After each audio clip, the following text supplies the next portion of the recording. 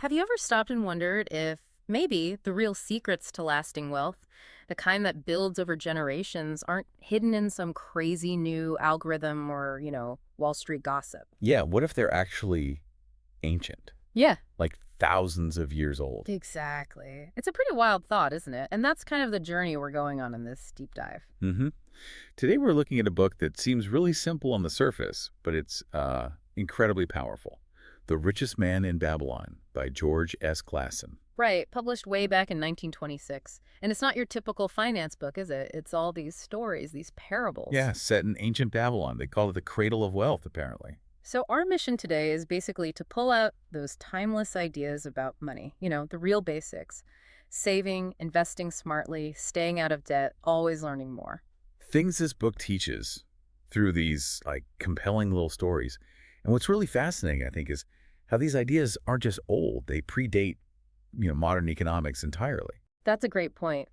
It's almost uncanny how Arcad's advice on, say, making your money multiply sounds just like compound interest. But they didn't have spreadsheets or APR back then. That universality, that's the really mind-blowing part. It really is. It just shows that building wealth, fundamentally, isn't about luck or magic. It's about this core wisdom that's worked for ages. Okay, so let's get into it. The journey starts with a situation that probably feels pretty familiar to a lot of people listening. Yeah, we meet Banser, he builds chariots, and Cobby, a musician. They work hard, right? For years and years. Decades even, day in, day out. But they're still broke. Their purses, as the book says, are lean. And that's the first big lesson, isn't it? That just working hard, well, it isn't enough. Nope, it's necessary for sure, but not sufficient. You can work your fingers to the bone, but if you don't manage what you earn. You stay stuck. Right. So this realization, this kind of frustration, leads them to seek out Arcad. The richest man in Babylon. The legend. And Arcad's story is interesting because he wasn't born rich either. He started out poor. Exactly. He learned these principles from someone else. A moneylender. Alchemish. Right. And Alchemish gave him this sort of roadmap, what the book calls the 7 cures for a lean purse. These are basically the practical steps, the blueprint for how Arcad built his wealth. Less about complicated strategies, more about disciplined habits. Okay, let's break them down. The first one. It feels almost revolutionary even today. Pay yourself first. Yeah. And Arcad is specific. Save at least 10%. A tenth of everything you earn before you spend anything else. It's like a rule, non-negotiable. And, if you're thinking, but I barely have enough now, Arcad would probably say. Start small. Even a little bit, saved consistently. Exactly. It builds the habit. And it's a psychological shift, too. You're prioritizing your future. It takes the guesswork out of saving each month. Okay, so you've saved that first 10%. What's next? You don't just hide it, right? No.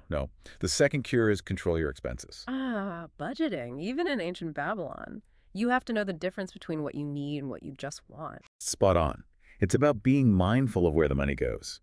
Not letting your desires just empty your purse, as Arcad would say. Living below your means. Which, let's be honest, is tough. Human nature hasn't changed much there.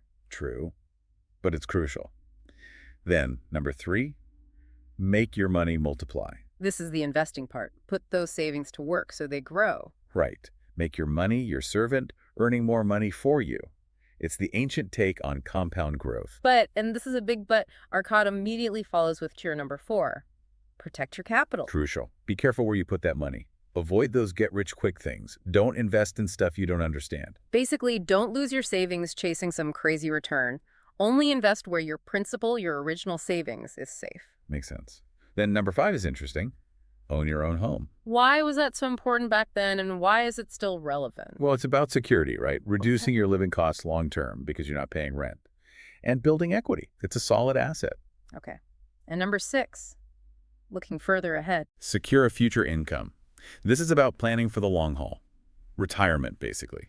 Making sure you're taken care of when you can't work anymore or don't want to. So planning for later life and ensuring your family is okay too. Yes. And the final one, number 7, is maybe the most empowering, like you said earlier. Increase your ability to earn. Yeah. It's not just about managing what you have, it's about making more. Invest in yourself. Learn new skills. Get better at what you do. Become more valuable. Because the more valuable you are, The more you can earn. It's like recognizing your own potential. Your human capital is your greatest asset. constantly upgrade your earning engine. That's incredibly powerful. So those are the 7 cures, foundational stuff. But Arcad doesn't stop there. He reinforces these ideas with something called the 5 laws of gold. It's like going a level deeper into the philosophy of wealth. Okay, what are these laws? Does the first one sound familiar? It sure does. Law number 1, gold comes gladly and increasing quantity to those who save at least a tenth of their earnings. Right back to paying yourself first. You need something to work with. Exactly. Law 2, gold labors diligently and contentedly for the wise owner who finds for it profitable employment, multiplying even as the flocks of the field. So investing wisely again, making your money work hard for you, compounding. Law 3, gold clings to the protection of the cautious owner who invests it under the advice of men wise in its handling. Be careful and listen to people who actually know what they're talking about. Get good advice. Crucial. Law 4, gold slips away from the man who invests it in businesses or purposes with which he is not familiar or which are not approved by those skilled in its keep. My favorite. Don't put money into things you don't understand. If it's too complex, be wary. Timeless advice. And the 5th law, gold flees the man who would force it to impossible earnings, or who follows the alluring advice of tricksters and schemers, or who trusts it to his own inexperience and romantic desires in investment. Wow, that covers a lot. Basically, avoid greed, avoid scams, avoid wishful thinking. Don't chase unrealistic returns. Pretty much sums up most investment mistakes, doesn't it? It really does. Okay, beyond the cures and the laws, the book uses other stories too, right, to drive home other habits. Yeah, like the goddess of good luck. The lesson there is that luck, well, it isn't passive, You make your own luck. kind of. Luck favors action. It favors people who are prepared, who seize opportunities when they see them, instead of just waiting around hoping. I like that. Then there's the metaphor of the walls of Babylon. Right. Just like the city walls protected Babylon, your good financial habits protect you. So what are the modern walls? Insurance, emergency funds. Exactly. Savings, insurance, having that buffer. It's all about security, protecting what you've built from life's unexpected attacks. Makes sense. What about lending money? Is there a parable for that? Yep, the gold lender of Babylon. It's a cautionary tale. Only lend if you have good security, a solid plan for repayment. Don't lend based on emotion or just hoping you'll get it back. Be prudent. Definitely. Be wise, not sentimental with your capital. And for people already struggling with debt, that's a big one today. There's the camel trader of Babylon, a story about a man, Dabasir, drowning in debt. Man, the solution. It's straightforward, but hard. Face the debt honestly. Make a real plan to pay it back. Live frugally, super disciplined, until it's gone. So discipline and honesty. Conquer the debt. Don't let it conquer you. Reclaim your financial self-respect. That's the core message. Debt needs to be tackled head on. And didn't the book mention actual proof? Like records? Yeah, the clay tablets of Babylon, they're presented as sort of ancient financial records, showing the before and after for people who followed these principles. Makes it feel real, not just theoretical. Okay, so we've dug through all this ancient wisdom. Let's bring it forward. How does this Babylonian advice stack up today in our world? It's honestly kind of shocking how well it holds up. These principles, written almost 100 years ago at life, thousands of years ago, they align almost perfectly with good financial advice today. It's true, but let's tackle the elephant in the room. Saving 10%, even 20%. That feels incredibly hard for many people right now, with inflation and everything. No doubt, it is hard. Arcad's advice would likely be twofold. First, start somewhere. Even 1%. Build the habit. That's crucial. 1 second. Double down on cure number 7. Increase your ability to earn. Find ways to bring in more. Upskill, side hustle, whatever it takes. Don't just focus on cutting back. Focus on growing the income side too. Okay, so practical modern steps. Saving that percentage, maybe automatically. Investing it wisely.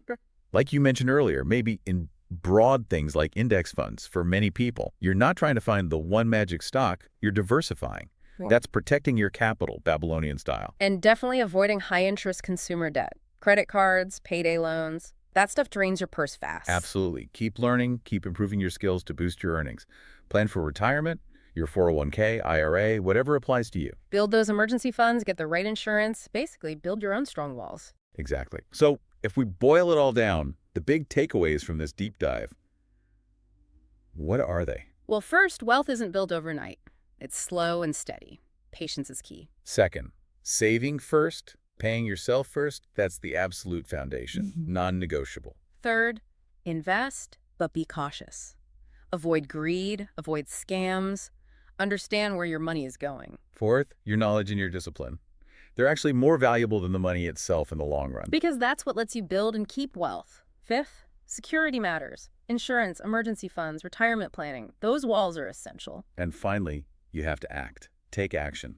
Opportunity favors the prepared, the person who does something. Right. The Richest Man in Babylon, it's really about using financial discipline to build that lifelong wealth, no matter where you're starting from. It's about empowering yourself to be, the richest person in your Babylon. It's amazing how relevant it all still feels. Truly timeless wisdom. It really makes you think. It def- So as you're processing all this, here's something to think about. What's one small, disciplined action you could take, maybe even today, to start paying yourself first? Or to better guard your own treasures from loss? How will you start building your own strong Babylonian walls? The wisdom's out there. The next step is yours.